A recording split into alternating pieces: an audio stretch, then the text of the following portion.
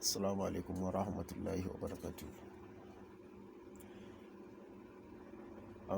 Zan ɗanyi tsokaci ne game da waɗanda na cika ma covid-19. To gaskiya abinda kuka yi min ban ji daɗin shi ba wallahi. Kun zo na yi muku aiki, na gyara muku duk abinda kuke so, na ƙara gyara muku amma kuma kun ƙi turo min kuɗina. To abinda zan ce da ku ji tsoron Allah. Ni ban je na roƙi komi wurin kowa ba, kuma abinda nake karɓa kawai shine 300. To me 300 da Allah? Ku ba ku dibin irin wahalar da nake sha. In abin yana da sauƙi, ai kuma ku ce ku yi kanku mana. Abinda nace kenan, nace kowa ya je ya yi da kanshi. Sai nace wanda ba zai iya ba, saboda na san abin shi na da wahala, nace wanda ba zai iya ba to zai iya turo min sai ni in mishi, amma kuma sai ya biya ni 300. To abinda ya ban mamaki, sai kaga mutane da yawa na yi musu aiki aƙalla kusan mutum 40 ko 50 amma ba su turo min kuɗi na ba.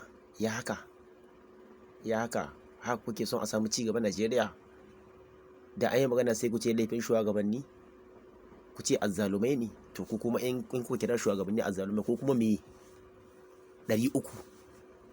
Haba da Allah, ku ji tsoron Allah, ku ji tsoron Allah, ku ji tsoron Allah. In kun san ba ku da kuɗi tun farko, ku gaya mutum ku ce ba ku da kuɗi. Kawai wannan na yashi ne dan kawai mutane da na riga na cika ma covid-19. Na riga na yi musu gyara, waɗanda nawa gyara, na riga na yi muku gyara, na ƙare muku gyaran ku, kuma na tura muku account number ɗina, na ce ku turo min 300 ɗina, amma kun ƙi. Wannan fa zalunci ne wallahi. Wallahi wannan zalunci ne Allah. Kuma da ayi magana sai ku ce mutane wai gwamnati ce wai azzaluma. A'a, gwamnati azzaluma? Mu ba mu gyara ba, ta yaya za a yi ita gwamnati ta gyara? In ma gwamnatin azzaluma ce, to ai an ba mu daidai da mu kenan. Ku ba ku dibin wa yake son ku, wa yake taimaka muku. Kun ga ba ku san da wannan gyaran ma fa. Kawai na zo na kawo shi, na ce ya kamata ku je ku yi. Amma kuma ina, ba ku biya ni kuɗi na ba.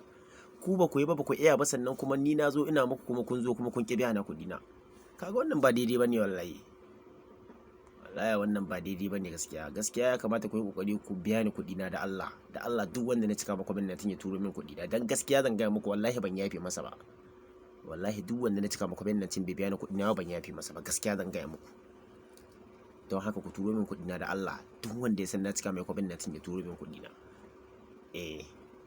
Akwai 'yan hasada, akwai su mun san su 'yan hasada, waɗanda suna baƙin ciki idan muka ce za mu cika covid-19 300, sai su ce su za su cika 200. Kaga hasada kenan. In ba haka ba to ya mutum zai shigo cikin postin ɗin da ka yi, wai ya yi comment ta cikin postin ɗin, kuma sai ya ce wai zai cika abu 200 ko a kyauta. To me yake nufi da haka in ba hasada ba ce? Me idan mutum ya karɓi 300 fa?